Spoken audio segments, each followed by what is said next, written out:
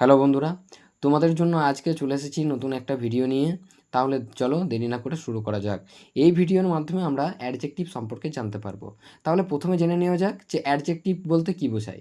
Adjective হলো যে পদ, নাউন বা প্রোনাউন অর্থাৎ বিশেষ্য বা সর্বনাম পদ সম্পর্কে আরও বেশি কিছু বলে বা বেশি কিছু ইনফরমেশন দেয়, তাকে বলা হয় বিশেষণ পদ বা অ্যাডজেক্টিভ বা ডিসক্রাইবিং ওয়ার্ডস। ঠিক আছে, কোনো বইয়ে অ্যাডজেক্টিভ থাকে না, ডিসক্রাইবিং ওয়ার্ডস থাকে।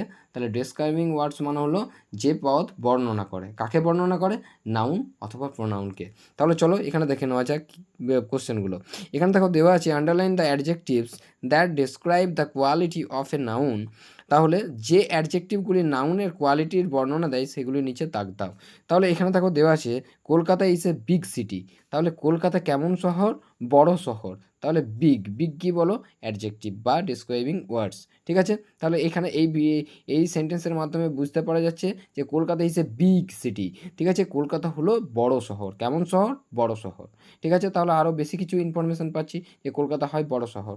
তারপর দেখো বলছে যে it is a large field. তাহলে এটি কেমন মাঠ? এটা লার্জ মানে হলো বড়। ঠিক আছে, তাহলে দেখো এই মাঠের সম্পর্কে আরও বেশি কিছু আমরা ইনফরমেশন পেলাম যে মাঠটি কিন্তু অনেক বড়। তারপর দেখো দেওয়া আছে this is a good news. ঠিক আছে, তাহলে এই নিউজটা কেমন? এই নিউজটা ভালো।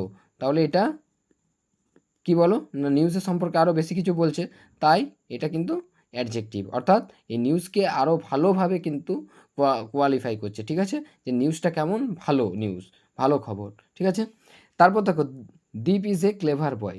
তাহলে দীপ কার নাম বলো? ছেলের নাম। দীপ কেমন ছেলে? ক্লেভার বয়। ক্লেভার মানে কি? চালাক বা চতুর। তাহলে এই পদের মাধ্যমে আমরা কিন্তু এই নাউন এর সম্পর্কে আরও বেশি কিছু জানতে পারছি। অর্থাৎ এই দ্বীপের সম্পর্কে আমরা জানতে পারছি আরও বেশি ইনফরমেশন, যে দ্বীপ যে আছে সে কিন্তু খুব চালাক ছেলে। তারপরে দেখো দেওয়া আছে মিস্টার বিশ্বাস ইজ এ কাইন্ড ম্যান। তাহলে মিস্টার বিশ্বাস কেমন মানুষ? কাইন্ড অর্থাৎ দয়ালু।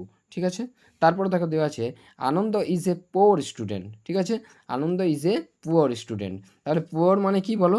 গরিব। তাহলে আনন্দ কীরকম?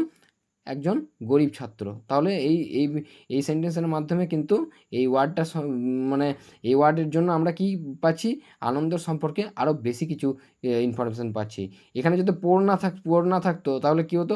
আনন্দ ইজ এ স্টুডেন্ট। ঠিক আছে, বোঝা যেত যে আনন্দ একজন ছাত্র আছে। ঠিক আছে, কিন্তু এই যে পুয়ার শব্দটা যোগ হওয়াতে কিন্তু আমি আরও বেশি কিছু ইনফরমেশন পেলাম যে আনন্দ বলে যে ছাত্রটি আছে সে কিন্তু গরিব। তাহলে বোঝা গেল এই ভিডিওর মাধ্যমে অ্যাডজেক্টিভ সম্পর্কে আমরা আলোচনা করলাম। ঠিক আছে, তাহলে চলো টাটা, তোমাদের সঙ্গে দেখা হচ্ছে আরও একটা নতুন ভিডিও নিয়ে। এই ভিডিওটা শেয়ার করে বন্ধুদেরকে দেখবার সুযোগ করে দাও। ধন্যবাদ।